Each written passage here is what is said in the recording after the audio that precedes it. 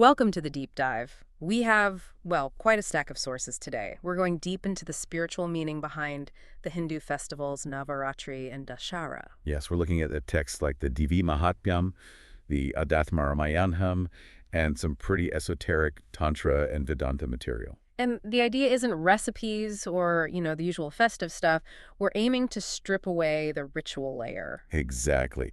To get to the philosophical bones underneath, our mission really is to pull out the profound, sometimes quite challenging framework that's hidden in these old stories, these narratives of cosmic battles. Moving past just good versus evil. Way past that. We need to focus on how these intense mythological fights are actually like a blueprint, a psychological metaphysical map for the soul's journey towards liberation. Okay, and the philosophical hook for all of this, it's a concept that sounds, well, frankly paradoxical, vidveśabhakteḥ. It really is. It's possibly one of the most startling ideas in this area. Vidveśabhakteḥ, it translates roughly as hateful devotion, or maybe better, offensive devotion. Hateful. Yeah.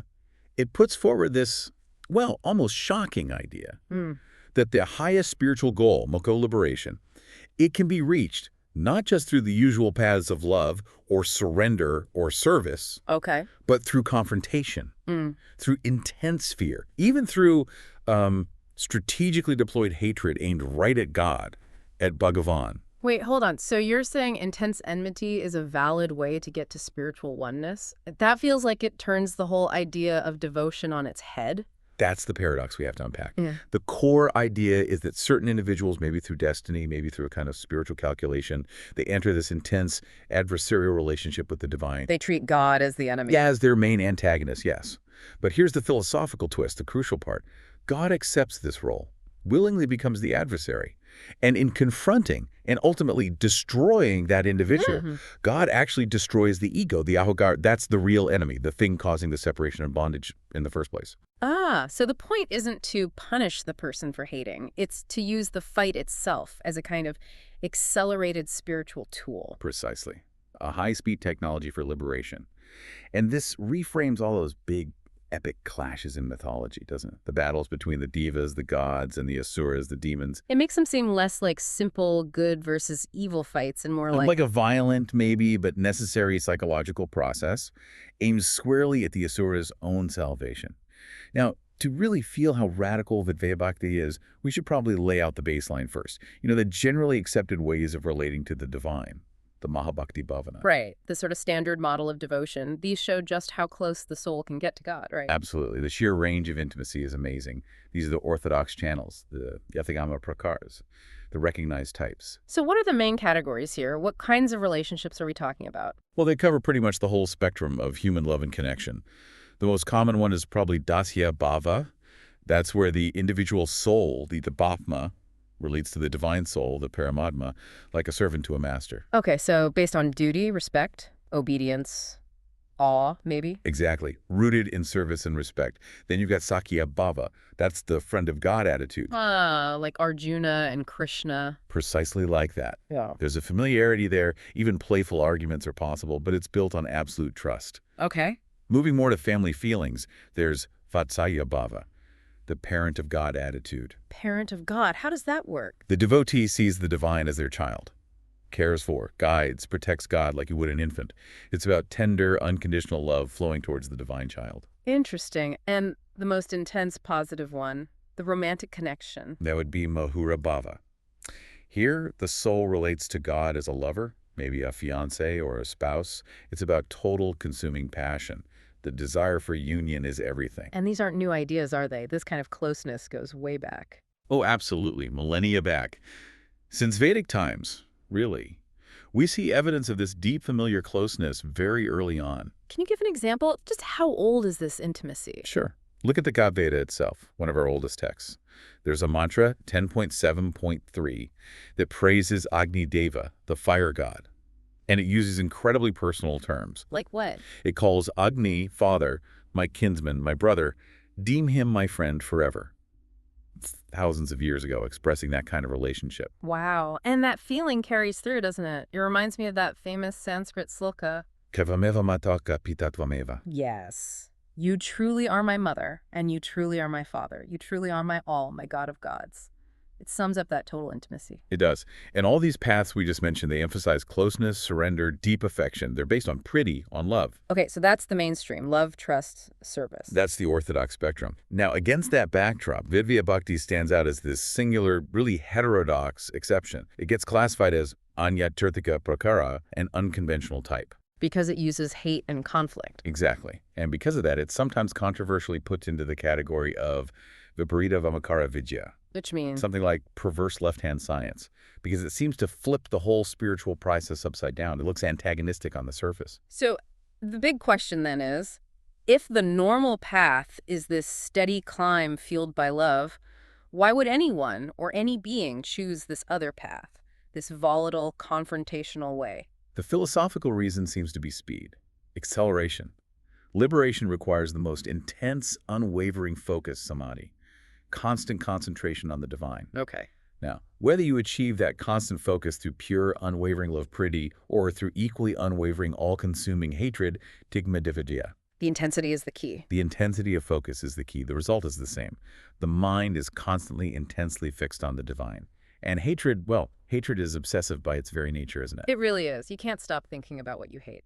Exactly. It forces the mind to fixate. And that fixation, that constant meditation on the object of hate, who's actually God in disguise, that accelerates the spiritual journey way faster, potentially, than ordinary devotion. All right, let's dig deeper into this, the spiritual physics of confrontation. If the goal is liberation, why does the individual soul, the jivatma, need to become the demon, the asura? Well, the asura identity isn't literal, it's allegorical. It's the perfect philosophical symbol for the individual soul when it's operating under the influence of the false ego, the ahakara. So the demon persona represents the egoic self. Precisely. The confrontation happens because this individual soul, bound and defined by its ego, inevitably clashes with the real self, the universal unlimited consciousness, which is Bhagavan. The confrontation is the mechanism, maybe the necessary violent mechanism, to shatter that limiting ego. So the battle isn't really about good versus evil in a moral sense, or sin. It's about destroying the ego, the accumulated impurity, the mala. Correct. The confrontation acts as a cleansing, a forced purification, if you like. So when we look at those famous mythological duels, Like Ravana versus Rama. exactly, or Hiranyakashipu versus Nashima, Kamsa versus Shudikin, what we're actually watching are case studies, examples of accelerated metaphysical transformation through conflict. And the sources suggest this isn't random. It's often part of a bigger plan, predestined almost. Absolutely. It's often described as part of the Brahma Lila, the divine play, the cosmic drama. The clearest example is that story of Lord Vinchu's gatekeepers, Jaya and Vijaya. Ah, yes, they were cursed, weren't they? Kicked out of Vaikuntha, the spiritual world. They were. But the nature of the curse and the choice they were given is incredibly revealing about this whole concept. What was the choice?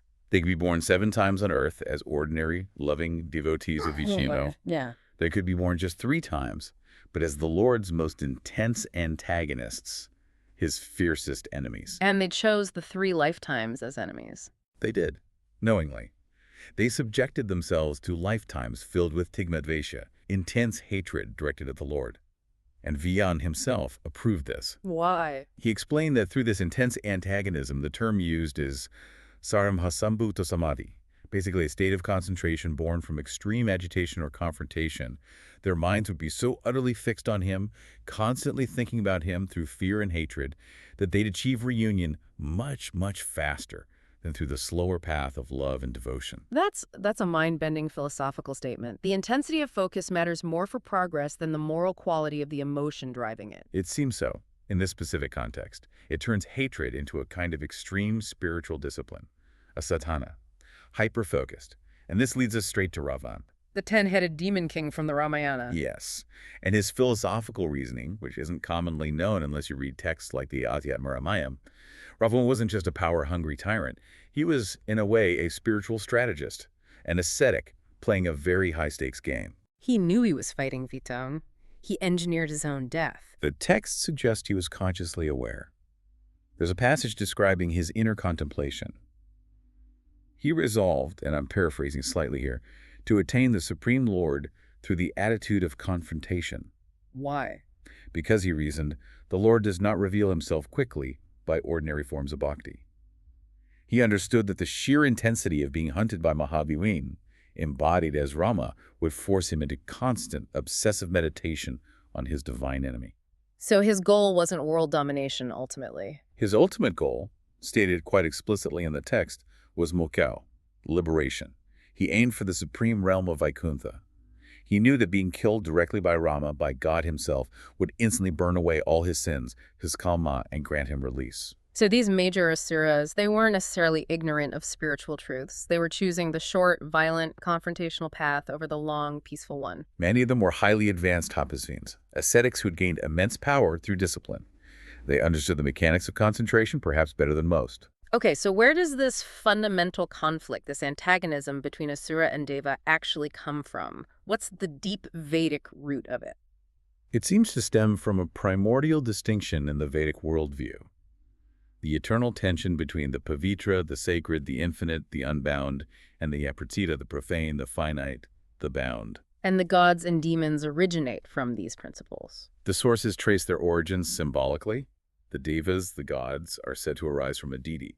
The name itself implies infinite, unbound, maybe mother of light, while the asuras, the demons, originate from deity, which implies finite, bound, limited. So, philosophically speaking, the asuras represent states of consciousness that are caught, constrained by maya, by cosmic illusion, by limitation, the very state you need liberation from. Exactly right. Sri Aurobindo drew a fascinating connection here. He linked the devas with what he called the Arya-Varta, the noble class, symbolizing the light of truth and knowledge.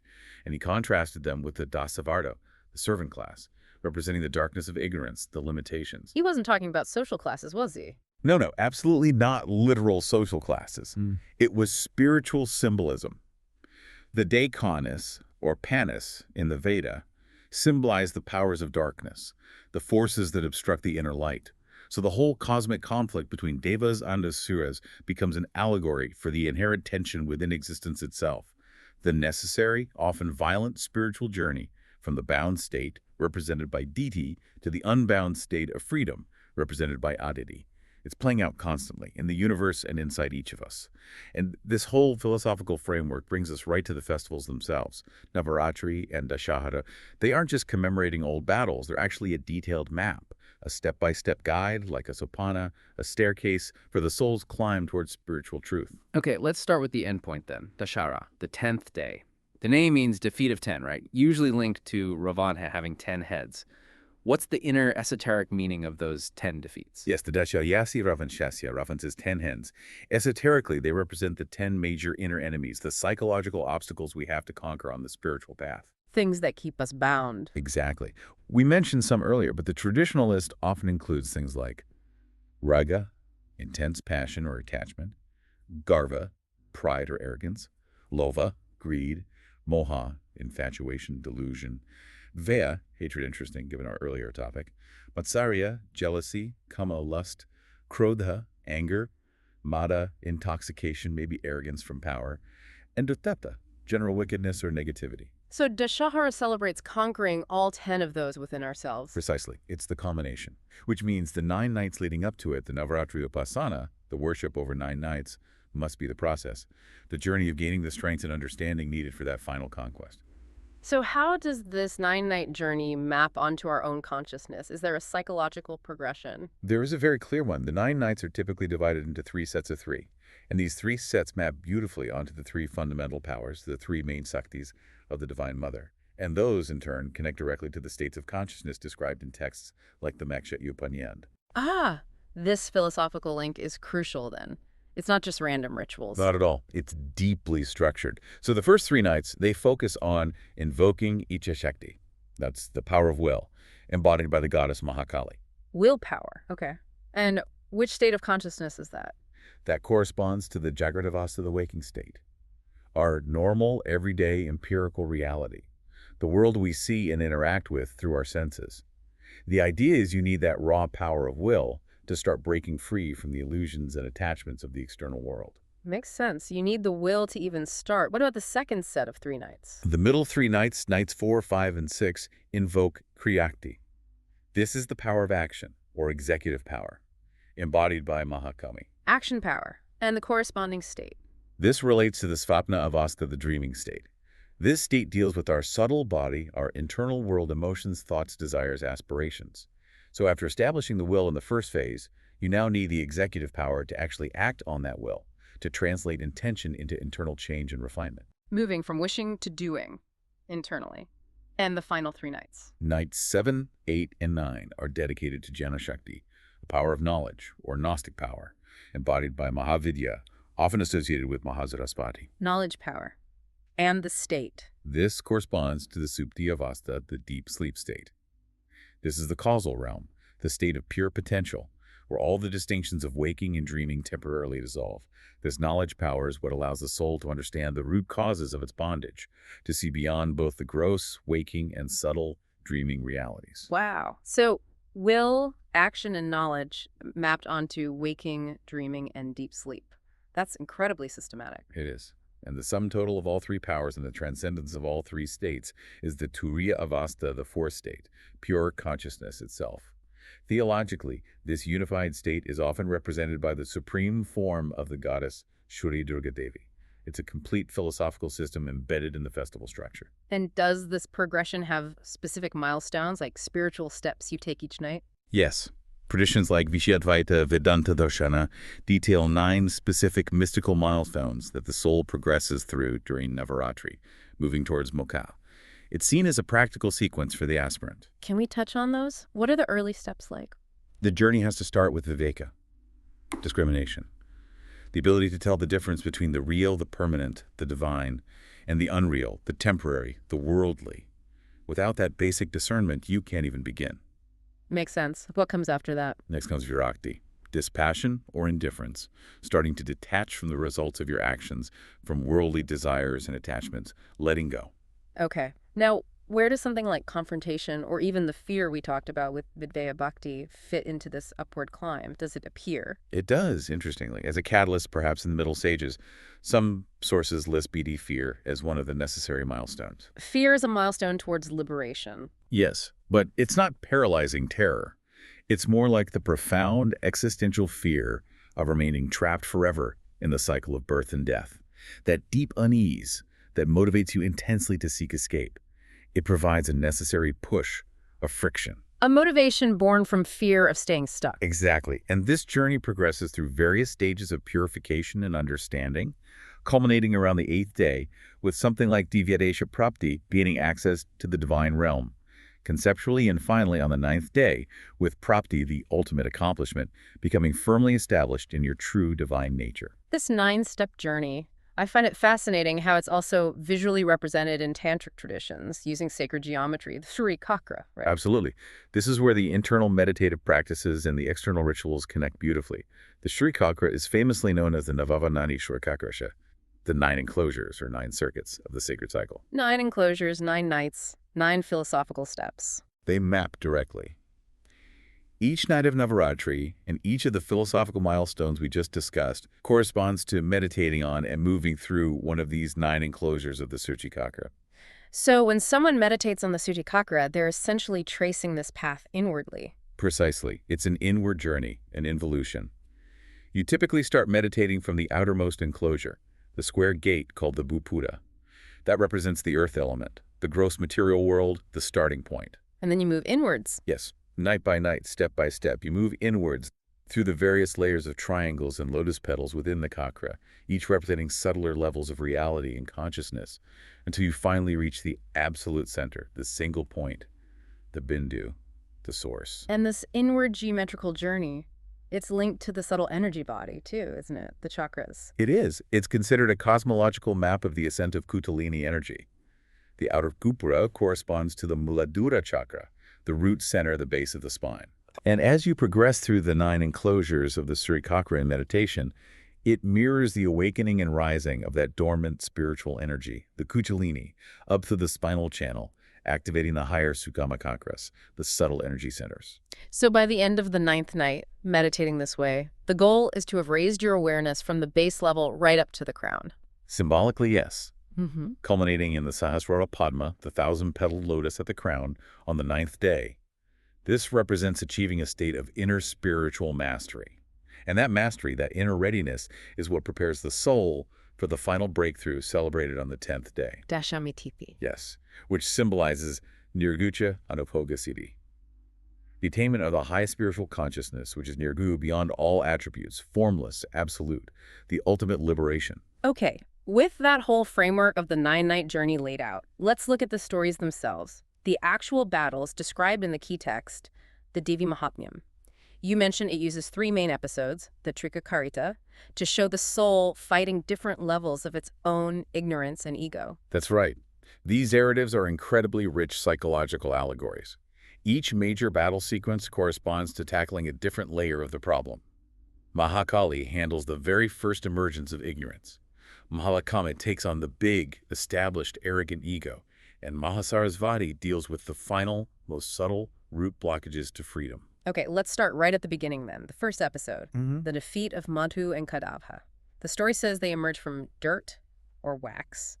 In Lord Feud's ears while he's sleeping on the cosmic ocean, what's the philosophy packed into that image? It's highly symbolic. First, the setting, the Mahakahora Sagar, the great ocean of milk.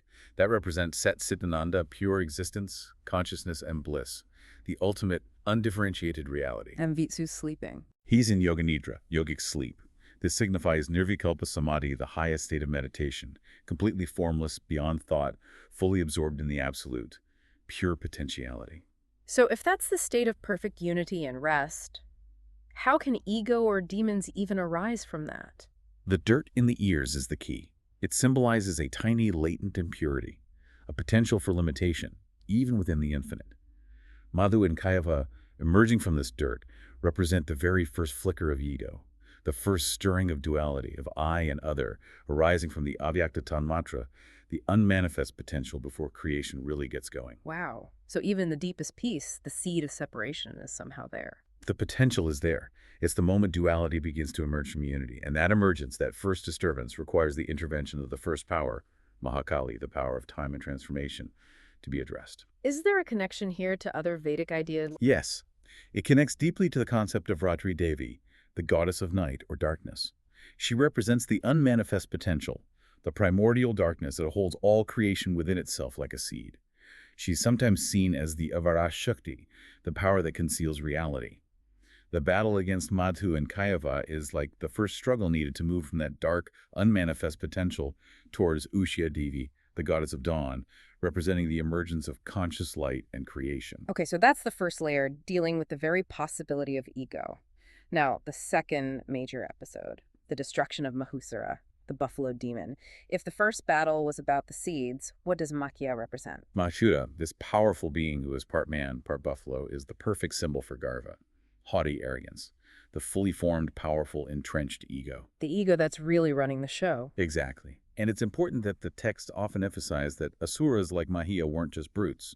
They were often incredibly powerful tapasvins, ascetics. Mahusara performed severe penance, intense spiritual practices. But for the wrong reasons. He used that spiritual power to gain a boon invincibility against any male being, god or man, Nara. This highlights a crucial point. Spiritual discipline or power, if it's not combined with humility and wisdom, can actually just feed the ego, making it monstrously arrogant and dangerous. Right. Taking a spiritual achievement and using it to dominate, to feel superior. Precisely. And because his boon made him immune to all the male gods, they couldn't defeat him individually. So to overcome this massive self-aggrandizing power, the divine had to manifest in a completely new way. This is where Durga comes in. Yes. Durga Devi, in her Mahalakama aspect, associated with Kriyakti, remember, is formed as the Samahita Mahashakti, the collective, integrated cosmic force.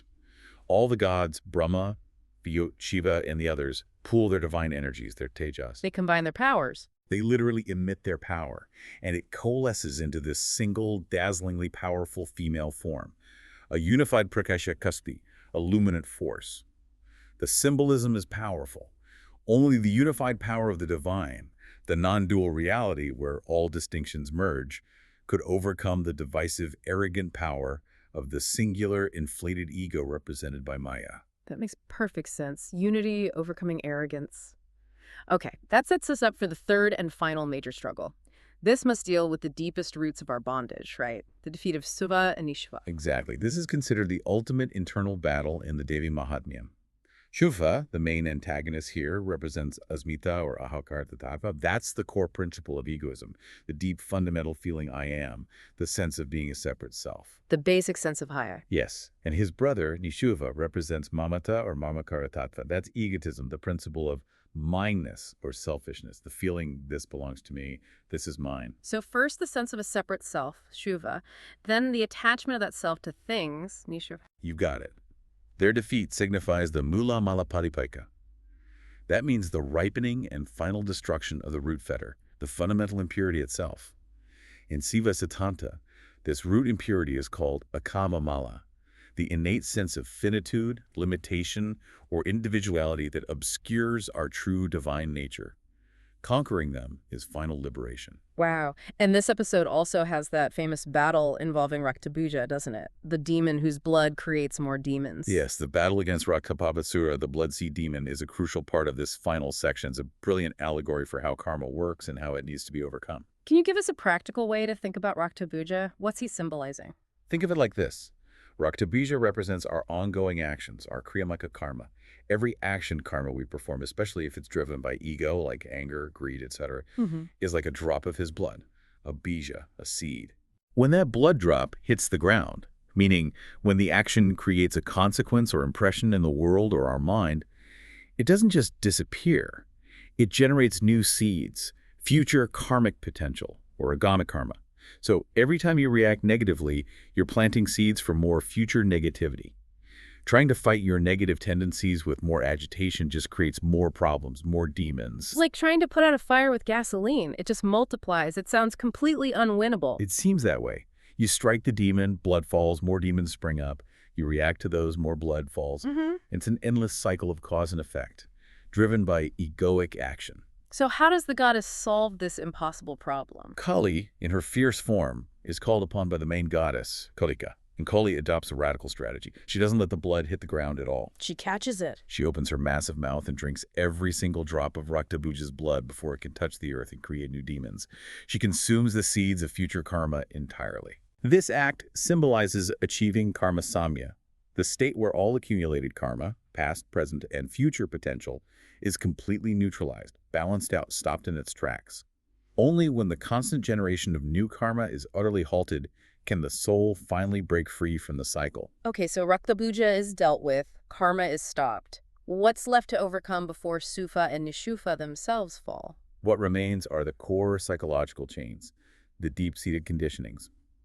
These are sometimes represented by other asuras in their army, embodying the adobapoa, the eightfold bondages or nooses. 8 bonds. What kind of things are these? The texts list things like gufa, hatred or contempt, ironically.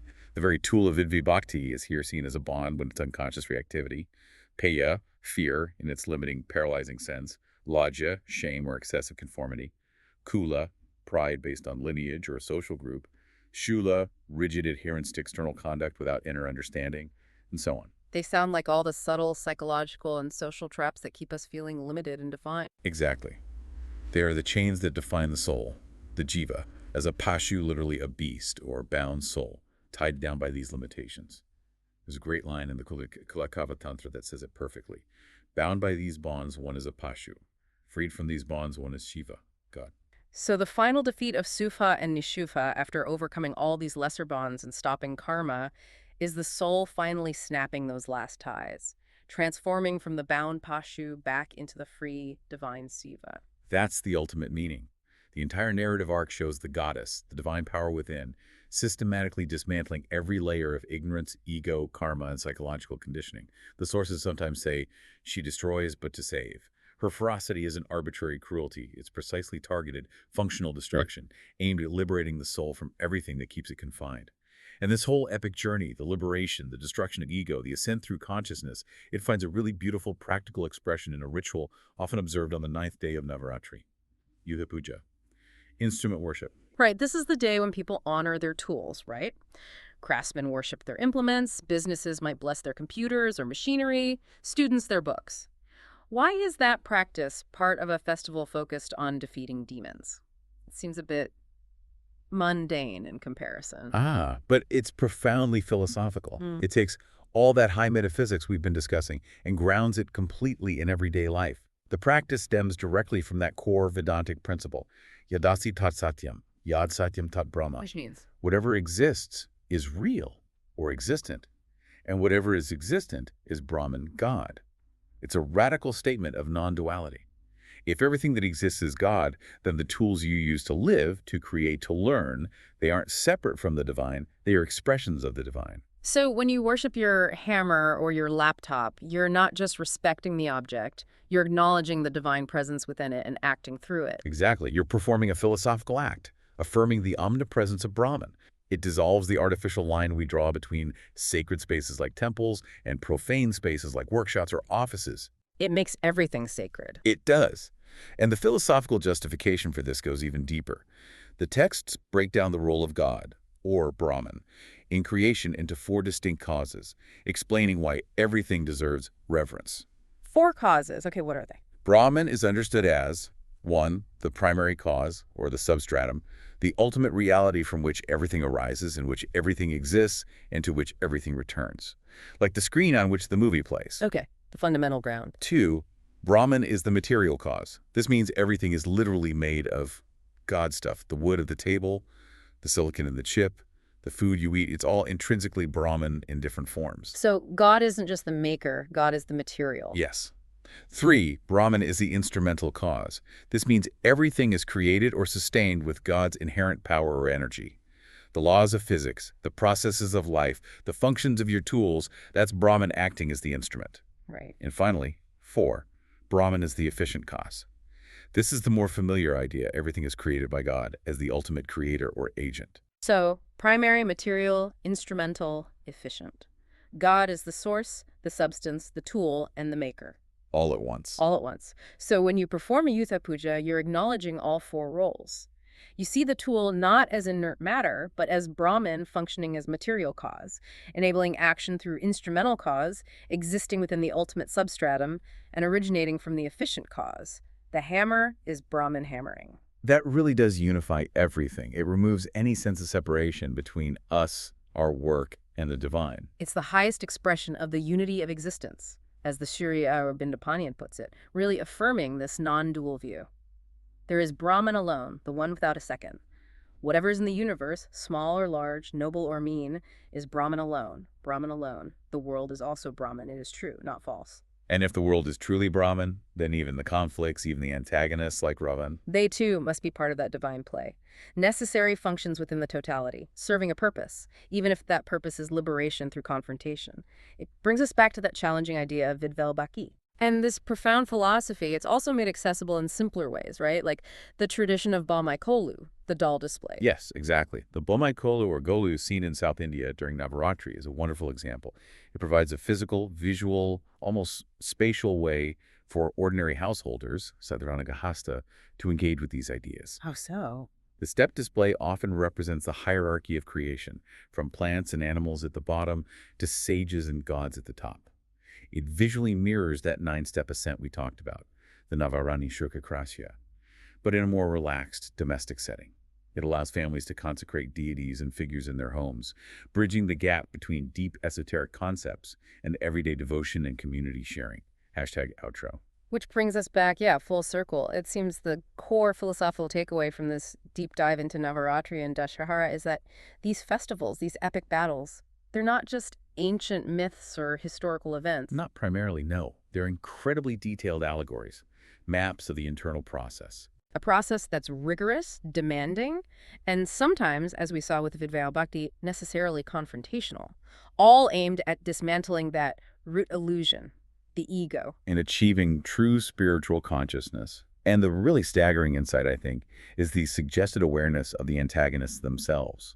Figures like Ravana, or perhaps even Suva, understanding that their intense, hate-fueled struggle, their tigma devīṣa, wasn't just rebellion, but a calculated risk, a fast track. A deliberate, if perilous, accelerated path to moksha. It completely reframes concepts like hatred, enmity, resistance, potentially turning them into powerful, focused tools for spiritual progress if that intensity is directed, consciously or unconsciously, towards the divine. It forces you to rethink what devotion even means, doesn't it?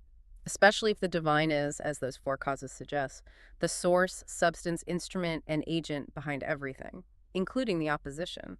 Precisely. It challenges our need categories. It really does. So if the divine itself might use aggressive confrontation as a strategy for rapid liberation, maybe here's a thought for you, the listener, to consider.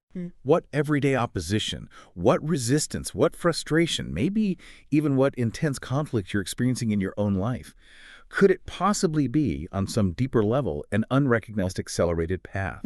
Something designed, perhaps, not to punish you, but to force your focus, to challenge your limits, and maybe shatter a layer of your own ego on the way to greater self-knowledge.